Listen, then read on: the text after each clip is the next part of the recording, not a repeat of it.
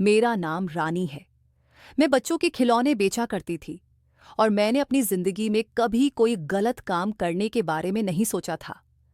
लेकिन मुझे क्या पता था कि पैसे के लालच में आकर मैं किसी का शिकार बन जाऊंगी, जहां से वापस लौटना मेरे लिए नामुमकिन हो जाएगा। मेरे मालिक ने आधी रात को मेरे साथ जो कुछ किया, उसे सुनकर आपके होश उड़ जाएंगे। मैं सोच भी नहीं सकती थी कि मुझ जैसी साधारण दिखने वाली लड़की को अपने घर की नौकरानी रखने के पीछे उस आदमी की एक ऐसी घिनौनी वजह हो सकती है।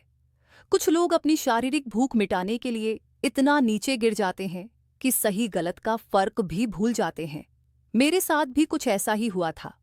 जब मैंने अपनी ईमानदारी भरा काम छोड़कर चंद पैसों के लालच में एक अमीर और जवान आदमी के घर नौकरी शुरू की, तो उसने अपनी इच्छा पूरी करने के लिए मेरे साथ जो किया, उसे आपको बताना मेरे लिए बहुत मुश्किल है। इस हादसे ने मेरी पूरी जिंदगी बदल दी। मेरी उम्र 28 साल है और मैं उत्तर प्रदेश के एक छोटे से गांव की रहने वाली हूं। मेरा रंग सांवला है और मैं एक साधारण सी लड़की हूं। मैं सिर्फ 7वीं कक्षा तक पढ़ी थी। मेरी शादी एक ऐसे इंसान के साथ हुई थी जो शराब पीता था और कोई कमाई धंधा नहीं करता था। उसने मेरे सारे गहने भी अपनी शराब की लत में बर्बाद कर दिए थे। मेरी शादी मेरे माता पिता ने बहुत कम उम्र में कर दी थी। मेरी शादी को 7 साल हो चुके थे और मैं इन गरीबी भरे हालातों से बहुत तंग आ चुकी थी। बचपन से लेकर अब तक मैंने सिर्फ गरीबी ही देखी थी। शादी के बाद ससुराल में भी गरीबी थी। मेरा पति ऐसा नहीं था जो मेहनत करके कुछ कमाता और जोड़ कर रखता। वह सारा दिन नशे में धुत रहता था। मेरे पास एक 6 साल की बेटी थी और मेरे पति की विधवा बहन थी। उसका पति मर चुका था, इसीलिए वह भी हमारे घर आकर रहने लगी थी। मुझे अपनी बेटी के भविष्य की हमेशा चिंता रहती थी। इसलिए जब घर का गुजारा करने के लिए पैसे की तंगी हुई, तो मैं अपनी बेटी और विधवा ननद को लेकर दिल्ली शहर चली आई। मैंने सुना था कि दिल्ली में अच्छे रोजगार के अवसर मिल जाते हैं। मैं भी यही सोचकर दिल्ली आई थी कि कुछ पैसे कमा लूंगी और अपनी बेटी को अच्छी शिक्षा दे सकूंगी। मेरे पति की शराब की लत ने उसे इतना बिगाड़ दिया था कि उसे अपनी पत्नी, विधवा बहन और छोटी मासूम बेटी की भी कोई चिंता नहीं थी। मैं उसे गांव में ही छोड़ आई थी, क्योंकि गांव में रहकर मैं कुछ नहीं कर सकती थी। दिल्ली में आकर जब मुझे कोई काम समझ नहीं आया, तो मैंने अपने पास मौजूद लगभग 9,000 रुपये जो मैं गांव से लाई थी, उसी से खिलौने खरीद लिए। मैंने उन खिलौनों को एक टोकरी में भरकर सड़क किनारे बेचना शुरू कर दिया। मैं बाजार के बीच में बैठती थी, जहां लोगों की काफी भीड़ जमा होती थी। वहां खिलौने बेचने से मुझे थोड़ा बहुत मुनाफा होने लगा, तो मैंने उसी काम को जारी रखा। दिल्ली में मेरी ननद की एक दोस्त रहती थी। हम कुछ दिनों के लिए उसके घर पर रुके थे। मेरी बेटी को मेरी ननद संभाल लिया करती थी और मैं सुबह खिलौने बेचने के लिए घर से निकल जाती थी। हमने सोच लिया था कि जैसे ही हमारे पास थोड़े बहुत पैसे जमा हो जाएंगे, हम उन लोगों के घर से निकलकर किराए का मकान ढूंढ लेंगे। मैं बाजार से खिलौने खरीदती और उन्हें उसकी कीमत से 60 रुपये ज्यादा में बेच देती थी। दिल्ली के बाजार में मेरे खिलौने खूब बिकते थे, क्योंकि वहां मुझे दूसरी जगहों की तुलना में ज्यादा मुनाफा होता था। एक बार मैंने अचानक ही एक कॉलोनी के सामने बैठकर खिलौने बेचना शुरू कर दिया। उसी कॉलोनी के पास एक बड़ा सा पार्क था, जहां बहुत सारे बच्चे खेला करते थे। वह कभी-कभी अलग-अलग स्कूलों के बाहर भी खिलौने बेचने चली जाती थी। धीरे-धीरे मेरा मुनाफा बढ़ता गया। कभी मैं स्कूल के सामने बैठती, तो कभी कॉलोनी के सामने, तो कभी बाजार में। कॉलोनी और बाजार में मेरे खिलौने ज्यादा बिकते थे। फिर क्या था, मैं रोज सुबह बाजार में और शाम को कॉलोनी के सामने खिलौने बेचने लगी। एक दिन शाम के समय मैं अपने खिलौने बेचने में व्यस्त थी। तभी एक बड़े से घर से एक जवान आदमी निकला, जिसका नाम अजय था। वह बाहर निकला तो उसके साथ एक 6 से 7 साल का बच्चा भी था। उसने अपने बेटे के लिए मुझसे बहुत सारे खिलौने खरीदे, लेकिन उसकी नजरें लगातार मुझ पर ही टिकी थी। ना जाने उसकी नजरों में ऐसा क्या था कि मुझे बेचैनी महसूस होने लगी। उसने खिलौने लेने के बाद जैसे ही मेरे हाथ में पैसे दिए, उसका सख्त हाथ मेरे हाथ से टकराया और मेरे रोंगटे खड़े हो गए। अब तक जितने भी लोगों से मैंने पैसे लिए थे, वे सावधानी बरतते हुए पैसे देते थे ताकि उनका हाथ मेरे हाथ से ना टकराए। मैं भी इस तरह से ही पैसे लेती थी, लेकिन उस आदमी का हाथ मेरे हाथ से टकराया तो मुझे लगा कि उसने यह जानबूझकर किया। वह आदमी जाते जाते मेरी तरफ एक अजीब सी मुस्कान उछालकर अपने घर के अंदर चला गया था। मैंने पैसे देखे तो उसने मुझे जरूरत से ज्यादा पैसे दिए थे। यह देखकर मैं और भी हैरान हो गई। फिर मैंने सोचा कि शायद वह बड़े घर का अमीर आदमी है, इसलिए ज्यादा पैसे दे गया। मैं अपने समय के अनुसार वापस अपनी ननद की सहेली के घर लौट गई थी। कुछ दिनों बाद हमने एक किराए का मकान ले लिया था।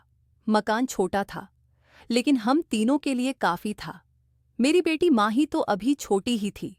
अब मैं अपनी टोकरी लेकर अपने किराए के मकान में ही चली जाती थी और रास्ते में जाते समय हम तीनों के लिए खाना खरीद लेती थी, क्योंकि अभी हमारे पास इतने पैसे नहीं थे कि हम राशन रख सकें। थोड़ा सा जरूरी सामान ही रखा था। खाना बाजार से लाकर खाते थे और सुबह की चाय घर में ही बन जाती थी। सारा दिन मेरी बेटी मेरी ननद के पास रहती थी। जब मैं खाना खाकर रात को सोने के लिए लेटी तो मुझे उस आदमी का चेहरा याद आ रहा था। वह देखने में बहुत आकर्षक था और उसका अंदाज भी बिल्कुल अलग था। ना जाने क्यों पहली बार मैंने अपने पति के बारे में नहीं, बल्कि उस अनजान आदमी के बारे में सोचते सोचते सो गई थी। अगले दिन मैं फिर अपने खिलौने लेकर उस कॉलोनी में पहुंच गई। मुझे आए हुए अभी थोड़ी ही देर हुई थी कि मेरी पहली आवाज पर ही वह आदमी दोबारा खिलौने लेने आ गया। मुझे ऐसा लग रहा था जैसे वह मेरा इंतजार कर रहा था। आज भी वह मेरा चेहरा देखते हुए खिलौने खरीद रहा था और उसका ध्यान खिलौनों से ज्यादा मेरी तरफ था। शायद मैं खूबसूरत थी, इस बात का एहसास मुझे आज हुआ। कभी कभी मेरा पति नशे में कहता था कि तू बहुत खूबसूरत है और पूरे गांव में तेरे जैसी सुंदर औरत कहीं नहीं है। लेकिन इस अमीर आदमी की नजरों ने मुझे पूरी तरह से यह एहसास दिला दिया कि मैं सचमुच हसीन और खूबसूरत हूं। मेरा शरीर काफी आकर्षक था। मेरी कमर पतली थी और मेरा कद अच्छा था। मैं न ज्यादा मोटी थी न ज्यादा पतली। उस आदमी ने खिलौने खरीदने के बाद जैसे ही मेरी तरफ पैसे बढ़ाए तो मैं सावधान हो गई। मैं देखना चाहती थी कि उसका हाथ गलती से टकराया था या उसने जानबूझकर ऐसा किया था। उस समय मेरी हैरानी की कोई सीमा नहीं थी। जब पैसे देते समय उसने पूरी तरह से जानबूझकर मेरे हाथ से अपना हाथ टकराया, मैं समझ गई थी कि यह कोई गलती नहीं, बल्कि वह सोची समझी साजिश कर रहा है। मैं घबरा गई थी। मुझे डर लग रहा था, क्योंकि यही मेरी जिंदगी का पहला ऐसा अनुभव था। आज तक मैंने अपने पति के अलावा किसी गैर मर्द के स्पर्श को महसूस नहीं किया था। मेरे गांव में तो मैं घर से बाहर भी नहीं निकलती थी, कभी किसी गैर मर्द के सामने घूंघट तक नहीं उठाती थी। लेकिन यहाँ शहर में ऐसा कोई रिवाज नहीं था, इसलिए मैं यहाँ घूंघट नहीं करती थी। मुझे तो यह भी नहीं पता था कि यहाँ की औरतें कितनी आज़ाद ख्यालों वाली होती हैं। ये मुझे यहाँ आने के बाद ही देखकर समझ आया। वह आदमी वापस चला गया था, लेकिन मेरा सारा ध्यान भटक गया था। मुझे समझ नहीं आ रहा था कि वह इतने बड़े घर का मालिक है, तो फिर मेरे साथ इस तरह क्यों पेश आ रहा है। मेरी हैसियत उसके सामने कुछ भी नहीं थी। उसने मुझे फिर से ज्यादा पैसे दिए थे, और वह भी बहुत ज्यादा थे। उन्हें देखकर मुझे खुशी तो होती थी, लेकिन उसकी इस दरियादिली का सिलसिला मुझे समझ नहीं आ रहा था। अगले दिन वह फिर आया। इस बार उसने मेरा हाथ छूने के बाद वापस जाने की बजाय मुझसे बातें शुरू कर दी। वह मेरे बारे में पूछ रहा था। मैंने उसे सब कुछ सच सच बता दिया। उसने खुद बताया कि मेरा नाम अजय है। उसने कहा कि मेरी पत्नी, मेरा बेटा और मैं इस घर में रहते हैं। मेरे पास दौलत की कोई कमी नहीं है, बस मुझे एक अच्छी नौकरानी की जरूरत है। यह सुनकर मुझे हैरानी हुई कि वह शादीशुदा आदमी था, लेकिन फिर भी मेरे साथ इस तरह पेश आ रहा था जैसे वह कुंवारा हो। कुछ दिन तक तो ऐसे ही चलता रहा। फिर एक दिन वह मुझसे कहने लगा, रानी, तुम यह खिलौने का काम बंद कर दो और मेरे घर नौकरी शुरू करो। मैं तुम्हें बहुत अच्छी तनख्वाह दूंगा और तुम्हें इस तरह गली गली घूमने से भी छुटकारा मिल जाएगा। वह मुझे घर में रहने के साथ साथ आर्स 12,000 महीने की तनख्वाह देने की पेशकश कर रहा था, जो मेरे लिए बहुत बड़ी रकम थी। इतने पैसे सुनकर तो मेरे होश ही उड़ गए थे। अगर मुझे पहले पता होता कि शहर में नौकरानी को इतनी तनख्वाह मिलती है, तो मैं पहले ही किसी घर में नौकरी कर लेती। इतने पैसे तो मैं अब तक 4 महीनों में भी नहीं कमा पाई थी। मुझे पैसे की सख्त जरूरत थी, क्योंकि मैं अपनी बेटी का स्कूल में दाखिला करवाना चाहती थी और घर का किराया भी देना था। बस इसी लालच में मैंने अपना खिलौने बेचने का काम बंद कर दिया और बिना सोचे समझे उसकी नौकरी की पेशकश स्वीकार कर ली। उसने मुझसे कहा कि मुझे वही काम करना होगा जो वह बताएगा। मैंने सोचा कि एक नौकरानी का काम यही होता है, घर की साफ सफाई, बर्तन धोना, खाना बनाना, कपड़े धोना। इन कामों में तो मैं माहिर थी, क्योंकि मैं एक घरेलू औरत थी। घरेलू औरत के ज्यादातर यही काम होते हैं। गांव में भी मैं अपने पूरे घर का काम अकेले ही करती थी। मैंने सोच लिया था कि पहले कुछ दिन मैं इस घर में अकेले रहूंगी और फिर बाद में अपनी बेटी और ननद को भी यहां बुला लूंगी, ताकि किराए के झंझट से भी छुटकारा मिल जाए। मुझे भला क्या परेशानी हो सकती थी। मैं अपने थोड़े से कपड़े और सामान लेकर अजय के घर में शिफ्ट हो गई। उसने मुझे रहने के लिए सर्वेंट क्वार्टर वाला कमरा दे दिया। मैं अपनी ननद रीता को कहकर आई थी कि मुझे एक बड़े घर में नौकरानी के तौर पर काम मिल गया है। अभी मैं कुछ दिन वहां रहकर काम समझ लूं और थोड़े बहुत पैसे ले लूं। उसके बाद तुम्हें और मेरी बेटी माही को भी अपने पास बुला लूंगी। मेरी ननद को इस बात से संतुष्टि हुई थी और वह इतने ज्यादा पैसे सुनकर बहुत खुश हो गई थी, क्योंकि उसे हमारे हालात सुधरने की उम्मीद की किरण नजर आ रही थी। हमारे हालात धीरे धीरे अब ठीक होने वाले थे। सबसे पहले अजय ने मुझे कुछ अच्छे कपड़े दिए और कहा कि तुम्हारे यह कपड़े बहुत पुराने और गंदे हो चुके हैं, अब इन्हें फेंक दो और मेरे दिए हुए कपड़े पहन लो। वे कपड़े बहुत अच्छे और महंगे लग रहे थे। मालिक की मेहरबानी पर मैंने दिल से उनका धन्यवाद किया। मैंने मुस्कुराते हुए कहा कि मालिक, मैं आपकी पत्नी से भी मिलना चाहती हूं, ताकि मैं मालकिन को भी प्रणाम कर सकूं। मेरी बात सुनकर मालिक मुस्कुराया और बोला, मेरी पत्नी तो काफी समय से अपने मायके गई हुई है। उसका मायका पुणे में है और वह 3-4 महीने से पहले वापस नहीं आएगी। मालिक की बात सुनकर मैं खामोश हो गई, लेकिन दिल ही दिल में सोचने लगी कि उनकी पत्नी कैसी औरत है, जो अपने 6 साल के बेटे को छोड़कर मायके चली गई। फिर यह बात भी मेरे दिमाग में आई कि मालिक भी कैसा आदमी है, जो अपनी पत्नी की गैर मौजूदगी में एक जवान औरत को नौकरी पर रख लेता है। मगर मुझे उससे क्या मतलब था? मुझे तो बस 12,000 रुपये से मतलब था, जिससे मेरी आने वाली जिंदगी संवर सकती थी। शायद यही मेरी सबसे बड़ी गलती थी। मालिक ने मुझसे छोटे मोटे घर के काम करवाए, जो मेरे लिए बिल्कुल भी मुश्किल नहीं थे। मैंने उनके बेटे का भी ख्याल रखा और उनके लिए रात का खाना बनाया। ऐसे ही करते करते रात हो गई। लेकिन जो बात मेरे लिए बहुत अजीब थी, वह मालिक का व्यवहार था। वह सारा दिन मेरे इतने करीब रहे कि मेरे लिए काम करना भी मुश्किल हो रहा था।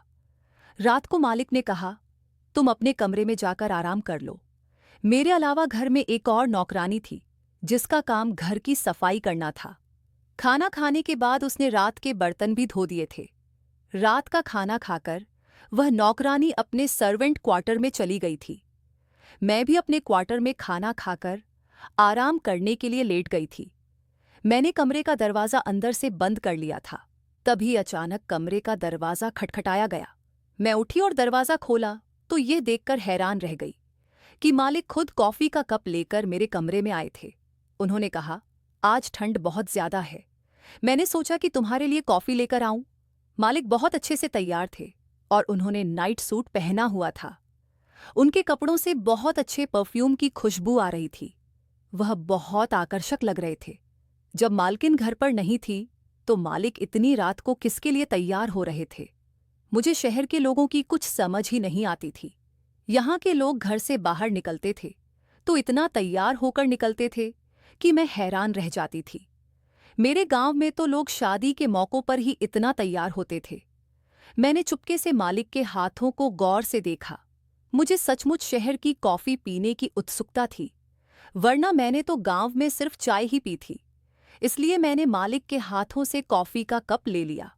एक बार फिर मालिक का हाथ मेरे हाथ से टकराया और मेरे अंदर अजीब सी सनसनी पैदा हो गई। रात के इस समय एक पराये मर्द के इतने करीब होने से मेरे अंदर हलचल मचा दी थी। मुझे अपने पति की याद आने लगी थी।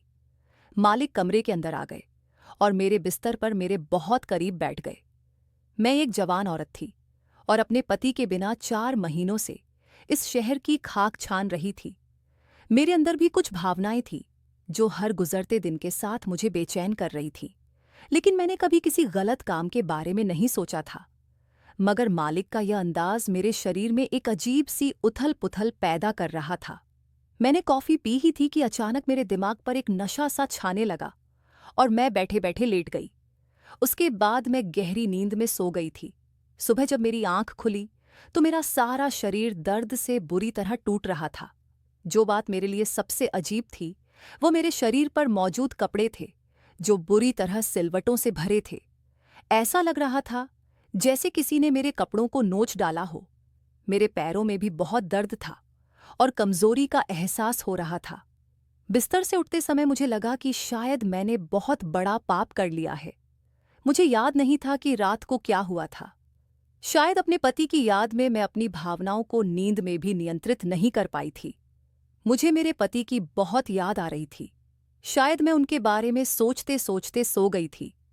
सुबह मैं नहाई और एक बार फिर मालिक के बताए छोटे मोटे काम करने लगी। मालिक सारा दिन मेरे इर्द गिर्द मंडराते रहे। उनके चेहरे पर ऐसी चमक और मुस्कुराहट थी जो मैंने पहले नहीं देखी थी। मालिक बहुत खुशमिजाज और दिल फेंक थे। मैं उनकी दी हुई इस नौकरी से काफी हद तक खुश थी। अगर इतने छोटे मोटे कामों के लिए मुझे 12,000 रुपये मिल रहे थे तो इसमें बुरा क्या था। ये मेरी खुशकिस्मती थी कि मुझे यहां ज्यादा मेहनत का काम नहीं करना पड़ता था। दिन इसी तरह गुजरते चले जा रहे थे।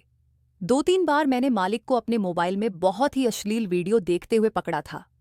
उन पर नजर पड़ते ही मैं शर्म से पानी पानी हो गई थी। एक रात मालिक फिर मेरे लिए कॉफी का कप लेकर मेरे कमरे में आए। मैं हैरान थी कि कोई मालिक एक नौकरानी के साथ इतना मेहरबान कैसे हो सकता है कि वह खुद कॉफी बनाकर नौकर के कमरे में चला आए। कॉफी का कप देने के बाद मालिक कुछ देर तक मुझसे बातें करते रहे, फिर अपने कमरे में चले गए। मैंने कॉफी पी और मुझे वह बहुत पसंद आई, क्योंकि मैंने कॉफी जैसी चीज शहर में आने के बाद ही पी थी। मगर बिस्तर पर लेटते ही मुझे नींद आ गई। सुबह जब मेरी आंख खुली तो मेरा शरीर बुरी तरह दर्द कर रहा था। मेरे बिस्तर की चादर इस तरह नीचे पड़ी थी जैसे किसी ने रात भर बिस्तर पर जंग लड़ी हो। मैं हैरान थी क्योंकि आज तक ऐसा नहीं हुआ था। मैं तो रात को जिस पोजीशन पर सोती थी उसी पोजीशन पर सुबह मेरी आंख खुलती थी, तो फिर बिस्तर की चादर कैसे उतर गई थी। मुझे मेरा शरीर भी अजीब सा गंदा गंदा महसूस हो रहा था। मैं बाथरूम में नहाने चली गई और फिर अपने काम में लग गई। लेकिन सारा दिन मुझे यही बात सताती रही कि रात को मुझे इतनी गहरी नींद कैसे आ रही है और रात में ऐसा क्या होता है कि सब कुछ इधर उधर हो जाता है। जब अगली रात मालिक फिर कॉफी लेकर आए तो ना जाने क्यों मुझे लगा कि कॉफी पीते ही मुझे नींद आने लगती है। मैंने सोचा कि क्यों ना कॉफी पीने की बजाय उसे फेंक दूं और देखूं कि रात को क्या होता है। मैंने ऐसा ही किया। रात को मैंने कॉफी पीने की बजाय मालिक की नजरों से छुपकर उसे खिड़की से बाहर फेंक दिया और आंखें बंद करके लेट गई। मुझे लेटे हुए ज्यादा देर नहीं हुई थी कि मुझे कमरे में किसी की मौजूदगी का एहसास हुआ। मैं आंखें बंद करके लेटी रही। तभी मुझे अपने बिस्तर पर किसी के होने का एहसास हुआ, जैसे कोई मेरे बराबर में आकर लेट गया हो। जैसे ही मुझे अपने शरीर पर किसी के हाथों का स्पर्श महसूस हुआ तो मेरी जान निकल गई। परफ्यूम की खुशबू ने बता दिया कि यह कोई और नहीं बल्कि मेरे मालिक ही थे। मेरे मालिक आधी रात को मेरे कमरे में क्या कर रहे थे, ये सोचकर मेरे होश उड़ने लगे। मालिक ने धीरे धीरे मेरे साथ जो कुछ किया उसके बाद मेरे लिए आंखें बंद रखना मुश्किल हो गया। आज पहली बार मैं होश में थी और मुझे पता चल गया था कि हर रात मेरे साथ क्या होता था। मैंने आंखें खोल दी। मुझे जागता देख मालिक एकदम परेशान हो गए और बोले, रानी आज तुम सोई नहीं। मैंने घबराकर मालिक से कहा, आप यह सब क्या कर रहे हैं। इसके बाद मालिक ने जो कुछ बताया उसे सुनकर मेरे होश उड़ गए। मालिक ने कहा, मेरी पत्नी एक उम्रदराज औरत है और उसकी उम्र 55 साल है और वह बहुत मोटी है। वह मेरी शारीरिक इच्छाएं पूरी करने के काबिल नहीं है। इसीलिए जब मैंने तुम्हें पहली बार देखा तो मुझे लगा कि तुम ही वह औरत हो जो मेरी अधूरी इच्छाओं को पूरा कर सकती है। इसीलिए मैंने तुम्हें इतनी ज्यादा तनख्वाह पर अपने घर में रखा है। उन्होंने बताया कि उनकी पत्नी एक शादीशुदा औरत थी और वह खुद कुंवारे थे। उनकी पत्नी ऐसी औरत थी जिसे उसके पहले पति ने शादी के 20 साल बाद भी औलाद न होने पर घर से निकाल दिया था और तलाक दे दिया था। उसके पास कोई सहारा नहीं था। वह बेसहारा औरत अकेली सड़कों पर भटक रही थी, तो मैंने उसे सहारा दिया और अपने घर में रख लिया। मैंने बहाने बहाने से उसकी मदद शुरू की। फिर मैंने उससे शादी की बात कही तो वह तुरंत मान गई। उसके लिए तो यही बहुत था कि एक जवान और आकर्षक लड़का खुद उससे शादी करने को कह रहा था। मैंने उस उम्रदराज औरत से यह सोचकर शादी कि कम से कम एक बेसहारा औरत को सहारा मिल जाएगा और वह समाज की गलत नज़रों से बच जाएगी। लेकिन मुझे क्या पता था कि जिस औरत से मैं शादी कर रहा हूं उसकी उम्र ने उसे शारीरिक रूप से कमजोर कर दिया है। जब मैं अपनी इच्छाएं पूरी करने की बात करता तो वह तंग आकर जिस शहर से आई थी उसी शहर अपने परिवार के पास वापस चली गई। मैंने कहा, पर आपके पास तो एक बच्चा भी है। उन्होंने बताया, यह बच्चा मेरा नहीं है बल्कि मेरे भाई का बेटा है। मेरे भाई और भाभी एक हादसे में मर गए। ये बच्चा उस समय 2 साल का था। जब यह बड़ा हुआ तो इसने मुझे पापा कहना शुरू कर दिया। मैंने सोचा कि अगर यह मुझे पापा कहेगा तो मेरी पत्नी को मम्मी समझेगा। मुझे पता था कि मेरी पत्नी को अपने पहले पति से भी कोई औलाद नहीं हुई थी, इसलिए उसे अब भी कोई बच्चा नहीं होगा। इस तरह इस बच्चे को उसके माँ बाप मिल जाएंगे। ये मेरा बेटा नहीं है, ये मेरे भाई भाभी का बेटा है। मैंने इसे अपनी औलाद समझकर ही पाला है। ये पल मेरे लिए बहुत दर्दनाक थे। मालिक ने बताया कि उनकी पत्नी के पास अब पैसे की कोई कमी नहीं है, क्योंकि वह उनके काफी सारे पैसे लेकर चली गई थी। अब वह अपने मायके वालों के पास रहती है और बेसहारा भी नहीं है। लेकिन उनकी शारीरिक जरूरतों को उसने अधूरा छोड़ दिया था। जब मैंने तुम्हें देखा तो मुझे लगा कि तुम्हारी वजह से मेरी यह भूख मिट सकती है। वह मेरे इतने करीब आ गए थे कि मेरी सांसें रुकने लगी थी। मैं सही और गलत का फर्क जानती थी, इसलिए मैंने मालिक से कहा, यह सब ठीक नहीं है। मालिक ने कहा, अगर तुमने मेरी बात नहीं मानी तो मैं तुम्हारी सारी वीडियो सोशल मीडिया पर डाल दूंगा जो मैंने तुम्हारे साथ बना ली है। मालिक अजय की यह बात सुनकर मेरे पैरों तले जमीन खिसक गई थी। वह मुझसे शारीरिक सुख चाहते थे और मुझे ब्लैकमेल भी कर रहे थे। मैं बुरी तरह डर गई और मजबूर होकर मैंने उनकी बात मान ली। बिना सोचे समझे मैंने उनकी इच्छाएं पूरी करने की धमकी को स्वीकार कर लिया। काफी देर तक वह मेरे साथ रहे, फिर चले गए। मैं भी अजीब तरह से खुश थी। कुछ देर पहले तक मेरे दिल में पाप करने का जो डर था वह अब खत्म हो गया था। जब इंसान एक बार पाप के दलदल में उतरता है तो उसका ज़मीर मर जाता है। शायद मेरे साथ भी ऐसा ही हुआ। अगली रात वह फिर मेरे पास आए। अब उन्हें मुझे बेहोश करने की जरूरत भी नहीं थी। वह पहले से भी ज्यादा अपना प्यार मुझ पर लुटाने लगे। उनके लिए मेरे अंदर ना जाने कौन सी तड़प थी जो खत्म होने का नाम ही नहीं ले रही थी। मेरे लिए उन्हें संभालना मुश्किल हो गया था। 3-4 दिन भी नहीं गुजरे थे कि मेरी हिम्मत जवाब दे गई थी। उन्होंने मुझे इतना कमजोर कर दिया था कि मैं अपने पैरों पर खड़ा होने के काबिल भी नहीं रही थी। मेरी उम्र तो अभी सिर्फ 28 साल थी, फिर भी मैं उनके सामने टिक नहीं पाई थी। फिर एक दिन घर के कामकाज करते हुए मुझे पता चला कि वह कई तरह की दवाइयां इस्तेमाल करते हैं, जिनके कारण मेरे लिए उन्हें संतुष्ट करना असंभव था। धीरे धीरे मुझे अंदाजा हो रहा था कि वह किसी बीमारी के शिकार हैं और उनकी असल परेशानी कुछ और ही है। शायद इसीलिए उनकी पत्नी उनसे तंग आकर उन्हें छोड़कर चली गई थी। हो सकता है वह मुझसे झूठ बोल रहे हों। मेरे लिए भी अब उनके साथ रहना नामुमकिन हो गया था। मैंने मालिक से कहा कि मैं अपनी ननद और बेटी के पास वापस जाना चाहती हूँ। कुछ दिन बाद लौट आऊंगी। लेकिन वह मेरे कदमों में गिर पड़े और बोले, अगर तुम मुझे छोड़कर गई तो मैं एक पल भी जिंदा नहीं रह पाऊंगा। देखो, मैंने तुमसे कुछ भी नहीं छुपाया, तुम्हें सब कुछ सच सच बता दिया, फिर भी तुम मुझे छोड़कर जाना चाहती हो। मालिक की मानसिक हालत ठीक नहीं लग रही थी। मैंने अक्सर उन्हें मोबाइल पर गलत चीजें देखते हुए देखा था। इन सब चीजों ने उनके अंदर एक हैवान सा भर दिया था। मैं कितनी भी कोशिश कर लेती, लेकिन वह मुझसे कभी संतुष्ट नहीं हो पाते थे। हर गुजरते दिन के साथ यह नौकरी मुझे किसी मुसीबत की तरह लगने लगी थी। एक रात मैं उनके कमरे में जाने के बाद चुपके से अपने कमरे की खिड़की से कूदकर उनके घर से भाग निकली। मेरे लिए खुद को बचाने का यही एकमात्र आसान तरीका था, वरना शायद वह मुझे किसी भी काबिल नहीं छोड़ते। अगर उनका बच्चा मेरे पेट में रह जाता तो मैं अपने पति और बाकी सबको क्या जवाब देती। मैं आधी रात को चुपके से अपनी ननद और बेटी के पास पहुंच गई।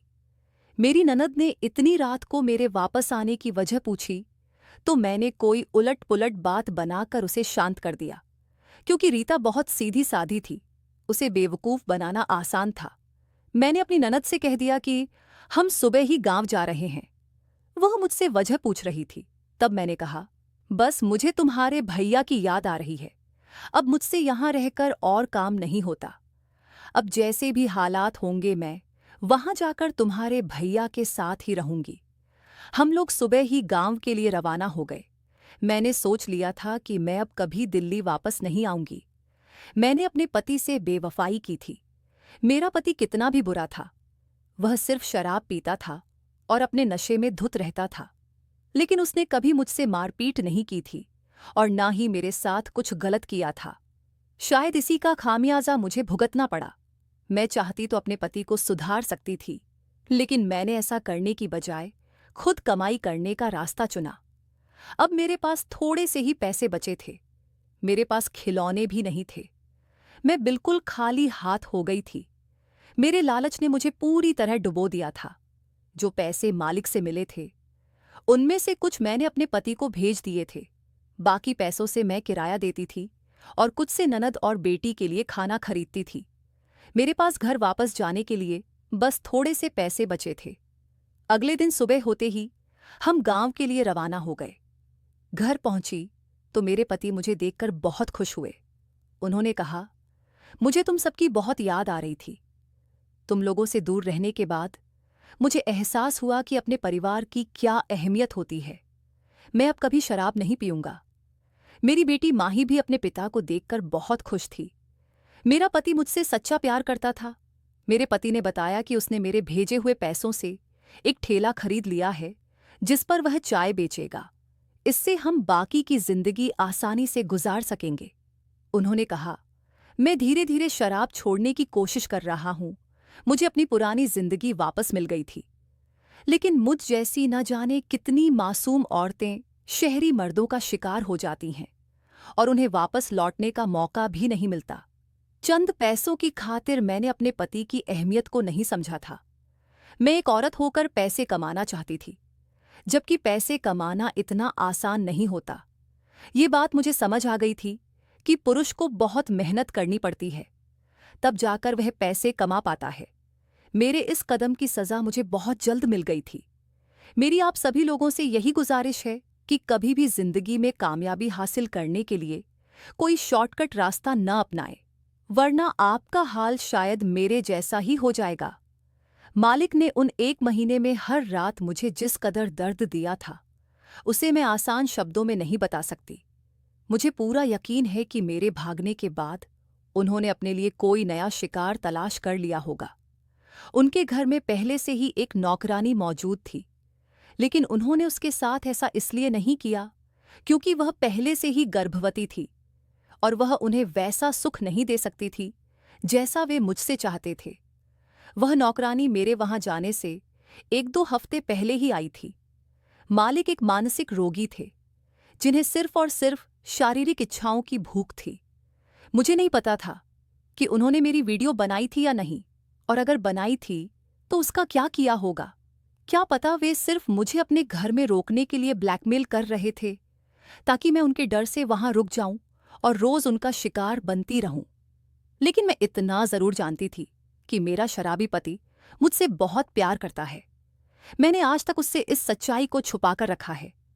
मैं नहीं चाहती कि उसे कभी मेरे इस सच के बारे में पता चले, क्योंकि कोई भी पुरुष अपनी पत्नी के बारे में ऐसी बात सुनने के बाद इतनी आसानी से उसे माफ नहीं करेगा। मुझे पता है कि मेरा पति मुझे कभी माफ नहीं करेगा। मैं नहीं चाहती कि मेरी जिंदगी में अब और परेशानियां आएं।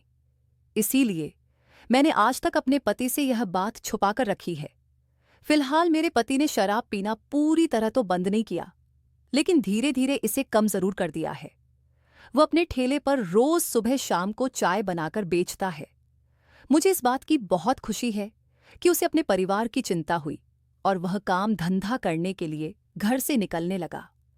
भगवान की कृपा से धीरे धीरे वह एक दिन शराब को पूरी तरह छोड़ देगा। मेरी बेटी माही भी अब गांव के सरकारी स्कूल में पढ़ने जाने लगी है।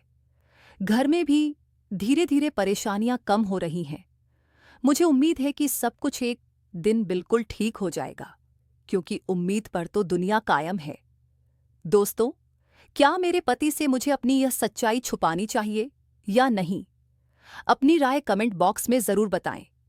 अगर आपको हमारी यह वीडियो पसंद आई हो तो वीडियो को लाइक और चैनल को सब्सक्राइब करें। धन्यवाद।